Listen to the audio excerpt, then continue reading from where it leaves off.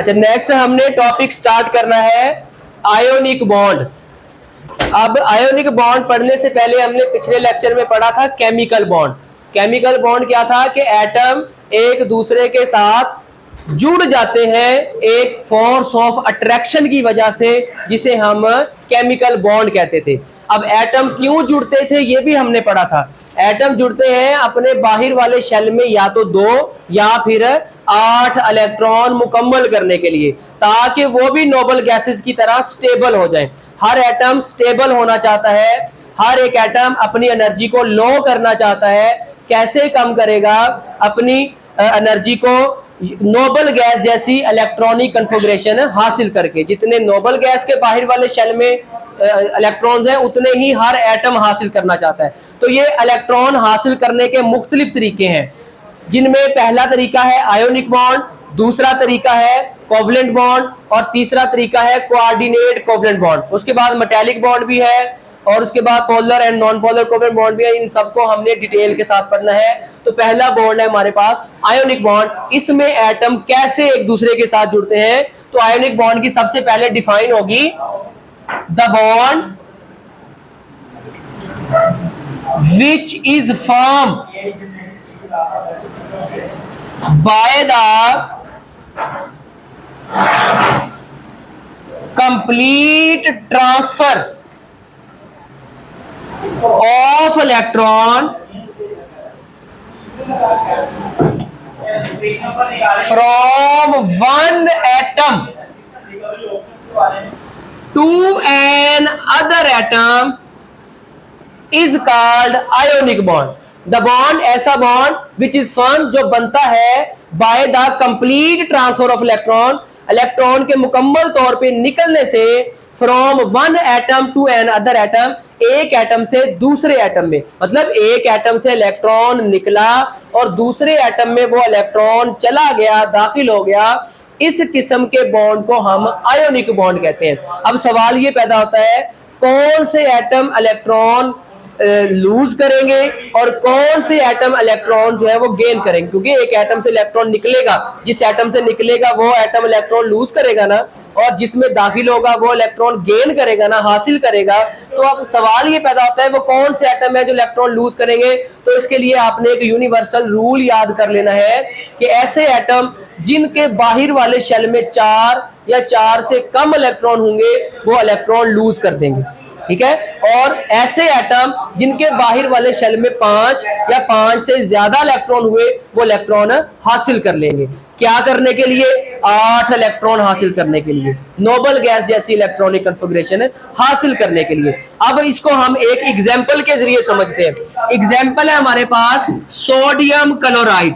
ये हमारे पास एक कंपाउंड है। इस कंपाउंड की पहले हम इलेक्ट्रॉनिक कन्फिगरेशन देख लेते हैं, ताकि हमें पता चले कि सोडियम के बाहर वाले शेल में कितने इलेक्ट्रॉन है और क्लोरीन के बाहर वाले शेल में कितने इलेक्ट्रॉन है। टोटल यहाँ पे सोडियम अगर हम देखें तो इसका एटॉमिक नंबर होता है 11, क्लोरीन का एटॉमिक नंबर होता है 17। अब देखो ये पहला शेल आ गया कौन सा? के, ये एल, और ये कौन सा आ गया? एम शेल आ गया। अब बताओ के शेल में मैक्सिमम कितने इलेक्ट्रॉन आते हैं? 2। तो 11 में से 2 चले गए किसमें? के में। एल शेल में मैक्सिमम कितने आते हैं? 8। अब पीछे बचे कितने थे? 9 में से 8 चले जाएंगे किसमें? एल में। पीछे कितने बचे? 1, वो किसमें चला जाएगा? एम में। हो गई इसकी इलेक्ट्रॉनिक कन्फिगरेशन। सोडियम के आखिरी शेल में कितने इलेक्ट्रॉन है? 1। इसी तरह क्लोरीन के भी कर लो। क्लोरीन के 17 इलेक्ट्रॉन है। 17 में से 2 चले गए किसमें? के में। 8 चले गए किसमें? एल में। 8 और 2 कितने हो गए? 10। 10 के बाद 17 में से 10 निकालो, पीछे कितने बचे? 7। एम में कितने चले गए? 7। तो क्लोरीन के आखिरी शेल में कितने इलेक्ट्रॉन है? 7। अब मुझे बताओ सोडियम इलेक्ट्रॉन गेन करेगा या लूज करेगा? लूज करेगा, क्योंकि रूल क्या था? 4 या 4 से कम वाले क्या करेंगे? इलेक्ट्रॉन लूज करेंगे। क्लोरीन इलेक्ट्रॉन क्या करेगा? गेन करेगा, क्योंकि रूल था 5 या 5 से ज्यादा वाले इलेक्ट्रॉन गेन करेंगे। अब यहाँ पे तो हमें पता चल गया। अब यहाँ पे हम इसकी स्टेटमेंट लिख लेते हैं। स्टेटमेंट क्या है? पहले नंबर पे देखो, sodium has 1 electron in its valence shell. Sodium के बाहर वाले शेल में सिर्फ 1 इलेक्ट्रॉन है। 10 इसी वजह से इट लूज इलेक्ट्रॉन, ये इलेक्ट्रॉन लूज कर देगा and form sodium positive ion. हमेशा जो चीज इलेक्ट्रॉन लूज करेगी उसके ऊपर कौन सा चार्ज आएगा? पॉजिटिव। और जो इलेक्ट्रॉन गेन करेगी उसके ऊपर कौन सा चार्ज आएगा? नेगेटिव। ये तो मैंने सोडियम के लिए लिख दिया इसी की तरफ देख के कि सोडियम के बाहर वाले शेल में एक इलेक्ट्रॉन है, तो लिहाजा सोडियम एक इलेक्ट्रॉन लूज कर देगा और सोडियम के ऊपर पॉजिटिव चार्ज आ जाएगा। अब यही लाइन मैंने क्लोरीन के लिए लिख देनी है। क्या लिखना है? क्लोरीन जो है उसके आखिरी शेल में 7 इलेक्ट्रॉन है, तो लिहाजा क्लोरीन एक इलेक्ट्रॉन हासिल कर लेगा और क्लोरीन के ऊपर कौन सा चार्ज आ जाएगा? नेगेटिव चार्ज आ जाएगा। तो यहाँ पे लिख देते हैं chlorine has 7 electron in its valence shell. इसके बाहर वाले शेल में 7 इलेक्ट्रॉन है। 10 इट गेन इलेक्ट्रॉन, ये इलेक्ट्रॉन को गेन करेगा टू फॉर्म, क्या बनाने के लिए? Chlorine negative ion. इसके लिए आप लोग रिएक्शन भी लिख सकते हो। देखो सोडियम ने क्या किया था? सोडियम ने इलेक्ट्रॉन लूज किया था, तो सोडियम के ऊपर कौन सा चार्ज आ जाएगा? पॉजिटिव। 1 इलेक्ट्रॉन इसने लूज कर दिया, निकल गया इसमें से। और क्लोरीन ने वही इलेक्ट्रॉन क्या किया था? एक्सेप्ट किया था, ये इलेक्ट्रॉन इसके अंदर चला जाएगा, इसलिए क्लोरीन के ऊपर कौन सा चार्ज आ गया? नेगेटिव चार्ज आ गया। अब क्या होगा? हमेशा मुखालिफ चार्ज एक दूसरे को क्या करते हैं? अट्रैक्ट करते हैं। तो 2 मुखालिफ चार्ज बन गए, एक सोडियम पॉजिटिव और एक क्लोरीन नेगेटिव। इनके दरमियान क्या पैदा होगा? एक फोर्स ऑफ अट्रैक्शन पैदा होगी, और फोर्स ऑफ अट्रैक्शन की वजह से ये दोनों एक दूसरे के साथ जुड़ जाएंगे। तो यहाँ पे लिख देते हैं कि both opposite charges held together by electrostatic force of attraction। दोनों एक मजबूत इलेक्ट्रोस्टैटिक फोर्स ऑफ अट्रैक्शन की वजह से आपस में जुड़ जाएंगे। कैसे जुड़ेंगे? ये सोडियम के ऊपर कौन सा चार्ज था? पॉजिटिव, प्लस क्लोरीन के ऊपर कौन सा चार्ज था? नेगेटिव। दोनों आपस में जुड़ गए तो क्या कंपाउंड बन गया? सोडियम क्लोराइड बन गया। समझ आ गई? अब हमने इसको डायग्राम के जरिए भी समझ लेना है। और एक और चीज आपने याद रखनी है, देखो इस बॉन्ड में कौन से इलेक्ट्रॉन ने हिस्सा लिया है? सिर्फ बाहर वाले इलेक्ट्रॉन। ये आपको एमसीक्यू आ सकता है कि किसी भी केमिकल बॉन्डिंग में कौन से इलेक्ट्रॉन हिस्सा लेते हैं, तो कौन से इलेक्ट्रॉन हिस्सा लेते हैं? Valence electrons. वैलेंस इलेक्ट्रॉन्स हम कहते हैं सबसे बाहर के शेल वाले इलेक्ट्रॉन। ठीक है, तो अब डायग्राम की मदद से, फॉर एग्जांपल ये हमारे पास सोडियम का एटम है, इसके बाहर वाले शेल में कितने इलेक्ट्रॉन है? 1। प्लस ये हमारे पास क्लोरीन का एटम है, इसके बाहर वाले शेल में कितने इलेक्ट्रॉन थे? 7। उसको क्रॉस से जाहिर करूंगा, ये इलेक्ट्रॉन है, ताकि सोडियम और क्लोरीन के इलेक्ट्रॉन में फर्क रहे। 1 2 3 4 5 6 7। ठीक है, दोनों आपस में मिले, मिलने के बाद उन्होंने क्या बना दिया? यहां से इलेक्ट्रॉन निकला, क्लोरीन में दाखिल हो गया, तो सोडियम जो है उसके पास कोई इलेक्ट्रॉन नहीं रहा, तो सोडियम के ऊपर कौन सा चार्ज आ जाएगा? पॉजिटिव। ठीक है, प्लस नेक्स्ट हमारे पास एटम आ गया किसका? क्लोरीन का। क्लोरीन के पास 7 इलेक्ट्रॉन थे, 1 इलेक्ट्रॉन कहां से आया? सोडियम से, जो निकला था।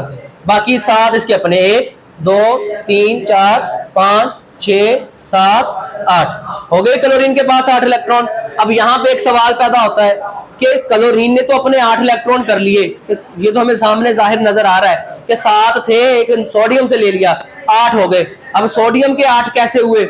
अब देखो, जब तक किसी शेल में 1 इलेक्ट्रॉन भी रहेगा ना, तो वो शेल रहेगा न्यूक्लियस के ये। जब किसी शेल में 1 इलेक्ट्रॉन भी नहीं रहेगा, वो शेल वहां से खत्म हो जाता है। अब देखो, सोडियम के पास 1 भी नहीं ना रहा इस शेल में, इसका एम शेल खत्म। कौन सा बच गया? एल। एल में कितने हैं? 8 हो गए ना, सोडियम के भी 8। दोनों के 8 इलेक्ट्रॉन हो गए, दोनों स्टेबल हो गए, दोनों ने अपनी एनर्जी को कम कर लिया, लो कर लिया। लेकिन किया कैसे? जब उन्होंने एक दूसरे के साथ केमिकल बॉन्ड बनाए, दोनों एक दूसरे के साथ जुड़े। सोडियम और क्लोरीन, सोडियम क्लोराइड हमेशा एक दूसरे के साथ यूनाइट फॉर्म में रहेंगे। ठीक है, अब उसके बाद एक और हमारे पास कंपाउंड है, वो कंपाउंड है कैल्शियम क्लोराइड। वो भी देखना है आपने। और जो कैल्शियम होता है ना, इसके बाहर वाले शेल में 2 इलेक्ट्रॉन होते हैं, तो 2 इलेक्ट्रॉन वाला एटम इलेक्ट्रॉन लूज करेगा या गेन करेगा? लूज करेगा। जो जितने इलेक्ट्रॉन लूज करेगा उसके ऊपर उतना चार्ज आ जाता है, तो कैल्शियम के ऊपर कितना पॉजिटिव चार्ज आ जाएगा? 2 पॉजिटिव चार्ज आ जाएगा। अब देखो, सोडियम के पास 1 इलेक्ट्रॉन था, क्लोरीन को भी कितने चाहिए थे? 1, तो 1 सोडियम के साथ 1 क्लोरीन लग गया। अब कैल्शियम के पास तो 2 इलेक्ट्रॉन है देने के लिए, तो कितने क्लोरीन इसके साथ अटैच होंगे? 1 क्लोरीन को तो 1 इलेक्ट्रॉन चाहिए ना, तो इसके बाद इलेक्ट्रॉन देने के लिए कितने हैं? 2, तो 1 कैल्शियम के साथ कितने क्लोरीन लगेंगे? देखो ना, 1 क्लोरीन को कितने इलेक्ट्रॉन चाहिए? 1। इसके पास कितने हैं? 2 थे, तो 1 क्लोरीन को 1 चाहिए, तो 2 क्लोरीन को कितने चाहिए होंगे? 2। सिंपल सी बात है, 1 इलेक्ट्रॉन 1 क्लोरीन के पास चला जाएगा, दूसरा इलेक्ट्रॉन दूसरी क्लोरीन के साथ चला जाएगा। जैसे फॉर एग्जांपल ये कैल्शियम का एटम है, उसके पास कितने इलेक्ट्रॉन थे? 2, प्लस ये क्लोरीन का एटम है। अब ये भी ऐसा नहीं करेगा कि 1 इलेक्ट्रॉन दे देगा और 1 इलेक्ट्रॉन फिर और किसी एटम को दे देगा, नहीं। अगर वो देगा तो वो क्लोरीन को ही देगा, वो क्लोरीन के दूसरे एटम को दे देगा, फिर उनके साथ मिलके क्या बना लेगा? कंपाउंड बना लेगा, कैल्शियम क्लोराइड। एक एटम यहाँ पे हमारे पास क्लोरीन का आ गया, एक एटम और यहाँ पे क्लोरीन का होगा। हर क्लोरीन के पास कितने इलेक्ट्रॉन होते हैं? 7। 1 2 3 4 5 6 7। इसके पास भी कितने हो गए? 1 2 3 4 5 6 7। इनका जब आपस में बॉन्ड बनेगा, ये दोनों इलेक्ट्रॉन निकलेंगे, एक इलेक्ट्रॉन इधर चला जाएगा, एक इलेक्ट्रॉन जब इधर चला जाएगा। यहीं पे मैं कर देता हूं, यहां से एक इलेक्ट्रॉन निकला, यहां चला गया, ये खत्म, ठीक है। इसी तरह ये वाला इलेक्ट्रॉन निकला, वो यहां चला गया। हर क्लोरीन के पास कितने इलेक्ट्रॉन हो गए? 8। जबकि अगर हम इसका फॉर्मूला निकालें तो ये कैल्शियम है, प्लस इसके ऊपर 2 चार्ज है क्योंकि इसने 2 इलेक्ट्रॉन लूज किए हैं, और क्लोरीन कितने इस्तेमाल हुए हैं? 2। इसलिए इसका फॉर्मूला क्या होगा? CaCl2, calcium chloride. 2 क्लोरीन के एटम जो है यहाँ पे इस्तेमाल होंगे। ठीक है, समझ आ गई आयोनिक बॉन्ड की?